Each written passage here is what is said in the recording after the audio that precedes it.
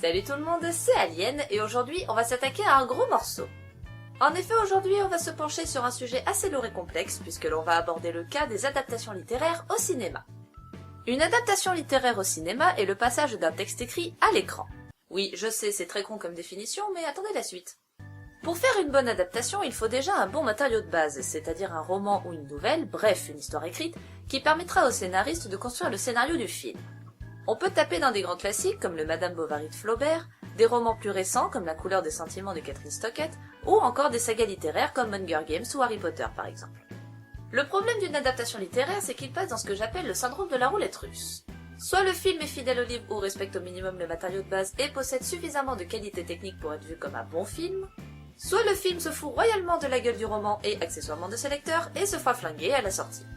Après, il y a des exceptions, comme le cas du film qui s'inspire très librement du roman pour écrire une histoire originale et qui donne un bon résultat, on parle alors d'adaptation libre, ou encore le cas du film très fidèle au roman mais qui sur les écrans se plante royalement sur les aspects techniques et le jeu d'acteur. Ouais, c'est de toi dont je parle. Alors vous allez me dire, ouais, c'est bien beau ce discours, mais pourquoi Stephen King? Merci Cricket. Parce que Stephen King est un cas à part dans le monde de la littérature. Né en 1947, Stephen King est aujourd'hui considéré comme le maître de l'épouvante dans le domaine de la littérature, avec pas moins de 53 romans à son actif depuis 1974. Ce qui équivaut à 1 ou 2 romans par an. Ce qui est énorme. Ayant vécu de nombreuses années dans l'état du Maine, élément très important et récurrent dans ses romans, il fut pendant un temps professeur d'anglais à l'université tout en écrivant des petites nouvelles et des ébauches de romans sans rencontrer de succès. Cependant, en 1974, King sort son premier roman, Carrie, qui fait partie aujourd'hui de ses plus grands titres. Et en 1976 sort sur les écrans son adaptation cinématographique. Réalisé par Brian De Palma, le papa de Phantom of the Paradise ou encore du remake de Scarface et de Mission Impossible, le film nous raconte l'histoire de Carrie, une jeune fille étouffée par une mère religieuse folle alliée et maltraitée par ses camarades de classe qui se découvrent des dons de télékinésie. Au début effrayée, elle va petit à petit développer ses pouvoirs et les utiliser contre ses camarades lors du bal de promo où elle est victime d'humiliation après ce que l'on peut appeler le coup du sang de porc.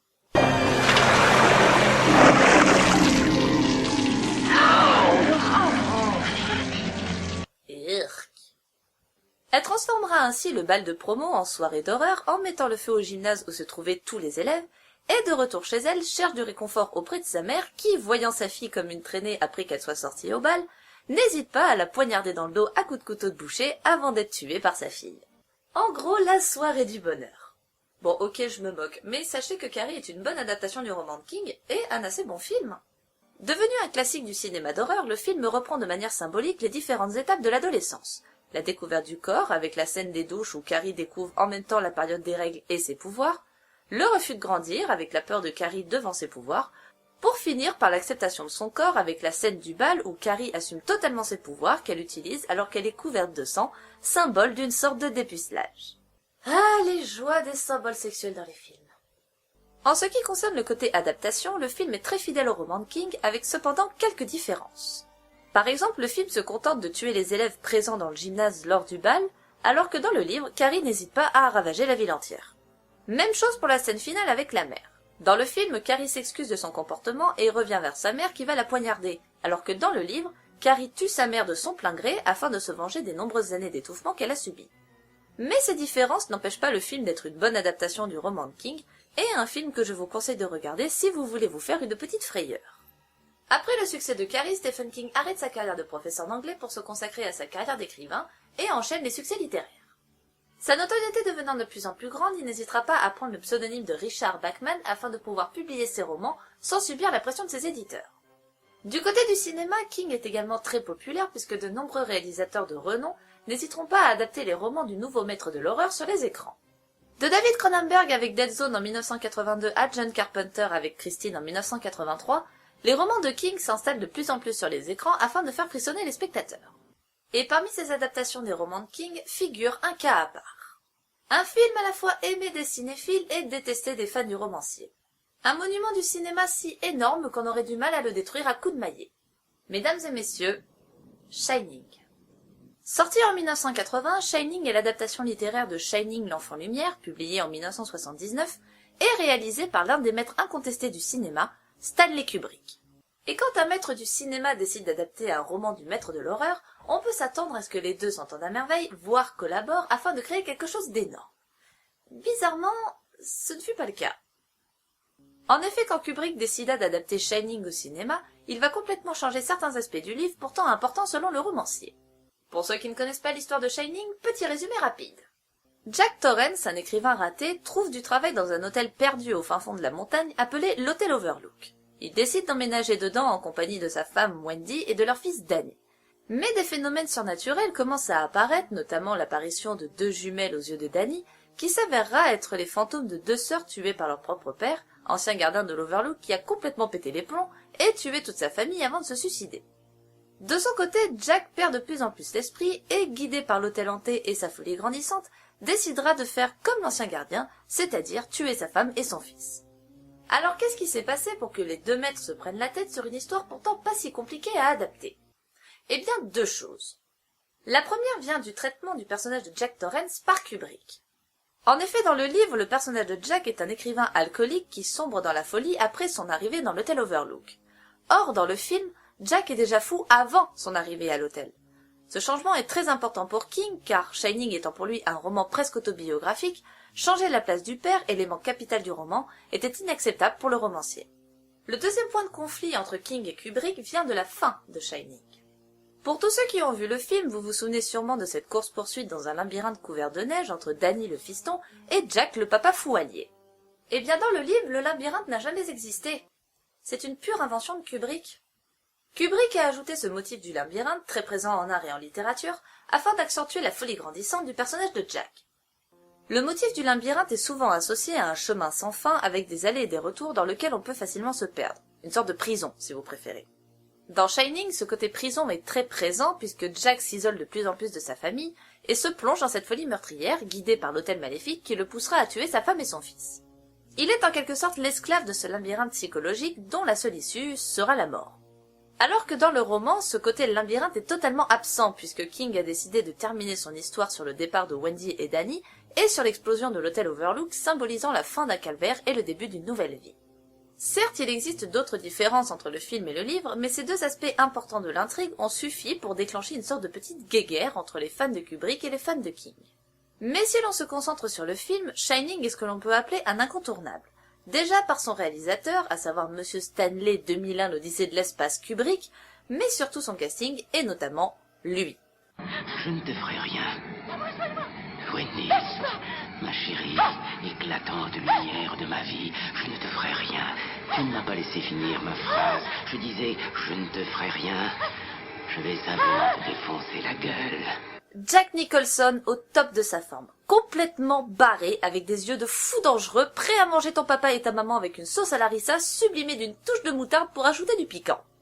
C'est pas étonnant que 9 ans plus tard, il ait joué le Joker dans le Batman de Burton. Les deux personnages sont complètement cinglés. Donc, si vous voulez découvrir Shining, un petit conseil. Lisez le livre et regardez le film sans comparer les deux. Comme ça, vous aurez vu un bon film et lu un bon bouquin. Et votre culture générale en ressortira grandie. On parlait de quoi déjà? De Stephen King. Ah oui, c'est vrai. Au fur et à mesure de ses succès, Stephen King décide d'explorer de nouveaux horizons et sort un peu du domaine de l'horreur pour se pencher sur celui de la fantasy avec un cycle de livres intitulé La Tour Sombre qui débutera en 1982. Il alternera ainsi pendant quelques années le genre de l'horreur et de la fantasy, enchaînant les best-sellers tels que Cujo, Les Yeux du Dragon, Misery ou encore Le Fléau. Mais dans les années 90, King, alors en baisse de popularité, décide de s'intéresser à un genre méconnu, le roman feuilleton.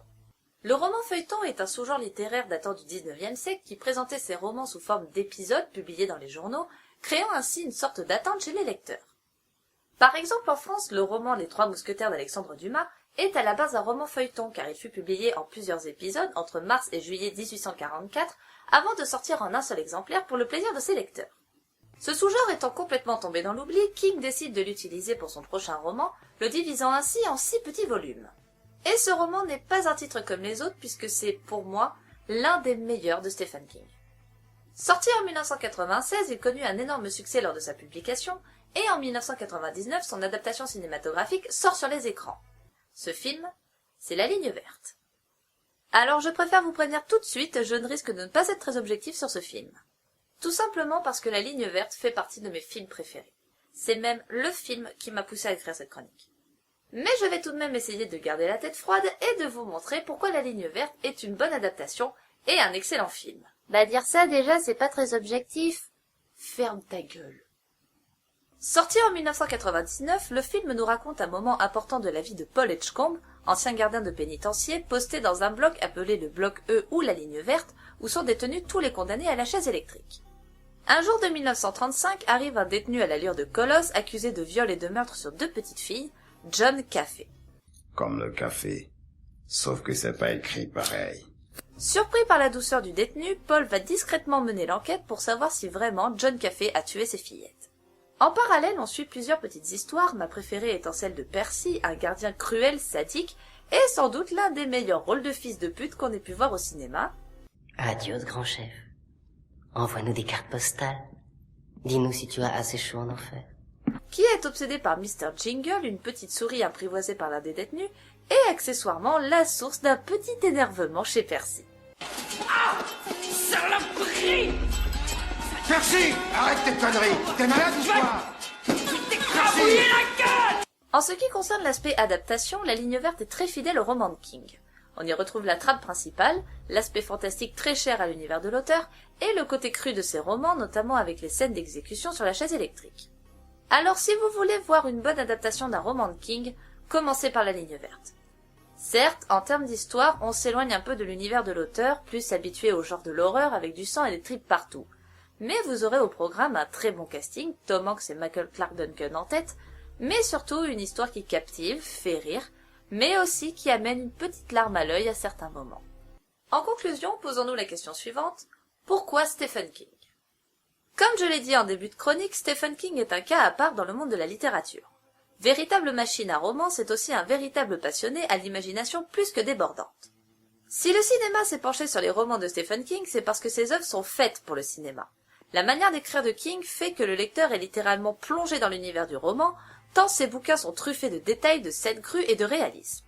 Le problème d'une adaptation, c'est que ces détails sont compliqués à caser dans un film d'1 h 30, voire plus. Alors forcément, les scénaristes sont obligés d'aller à l'essentiel, et ainsi changer quelques passages afin de garder une certaine cohérence scénaristique, et des fois, ça fait pas plaisir aux fans des œuvres d'origine. Si on prend une bonne adaptation, comme La Ligne Verte... Ah, tu vois, t'es pas objective. Ah, toi ta gueule. Si on prend La Ligne Verte, donc, on se rend compte que le film dure presque 3 heures, ce qui est l'équivalent de films comme Gladiator, Il faut sauver le soldat Ryan ou encore Forrest Gump, parce que ces films prennent leur temps et font bien les choses. Alors que si on essaye d'adapter un roman d'environ 400 pages truffé de détails en un film d'1 h 30, des fois, ça passe pas. Si j'ai pris Stephen King, c'est parce que ses œuvres adaptées à l'écran montrent parfaitement qu'adapter un livre en film n'est pas une partie de plaisir. Les 3 films que je vous ai présentés sont des exemples d'adaptations réussies ou à peu près correctes, mais il y a eu aussi des catastrophes. Je peux vous parler du cas du Cimetière qui raconte l'histoire d'une famille tout à fait normale habitant à côté d'un cimetière pour animaux hantés. Le film est très dur à regarder, surtout si vous êtes une âme sensible, notamment à cause des effets spéciaux douteux, mais aussi à cause d'un chat revenu d'entre les morts et d'un putain d'enfant tueur. Ouais, Stephen King est capable de transformer un enfant tout mignon et tout gentil en une espèce de gros tueur dégueulasse. Ou encore de la célèbre adaptation de It, véritable cauchemar télévisuel. Oui, parce qu'à la base, It c'était un téléfilm en 2 parties, c'était pas un long métrage. Nous présentons une petite ville toute tranquille qui, tous les 30 ans, est tentée par un démon en forme de clown revenu des enfers, ou des égouts, ce qui est à peu près la même chose, et qui s'amuse à dévorer des enfants. Et qui inconsciemment a provoqué une véritable phobie des clowns à la majorité d'entre nous. Pour en revenir à nos moutons, j'ai choisi le cas de Stephen King, tout d'abord parce que ses romans ont été très souvent adaptés au cinéma, mais également parce que King est ce qu'on peut appeler un homme aux multiples facettes.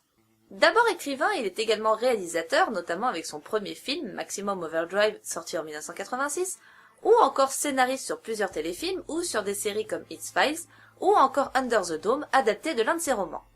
Stephen King est plus qu'un simple écrivain qui enchaîne les romans. C'est également un véritable passionné de cinéma et ça se ressent dans sa manière d'écrire qui est très cinématographique. Quand on lit un roman de King, il suffit de fermer les yeux quelques secondes pour voir les images apparaître dans notre tête, et on peut facilement se faire son propre film rien qu'avec les textes de King.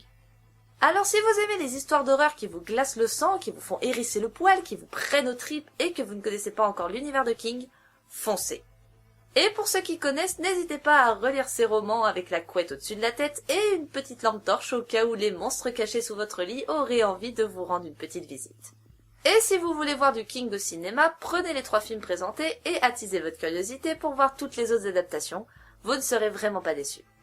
Sur ce, c'est la fin de l'épisode 5 du Ciné Club, j'espère qu'il vous a plu. N'hésitez pas à laisser des petits commentaires juste en dessous de la vidéo, à partager la vidéo sur tous les réseaux sociaux et à me suivre sur Twitter pour suivre l'actualité de ma chaîne et accessoirement mes petites conneries. N'hésitez pas aussi à liker la toute nouvelle page Facebook, je vous mettrai le lien dans la description.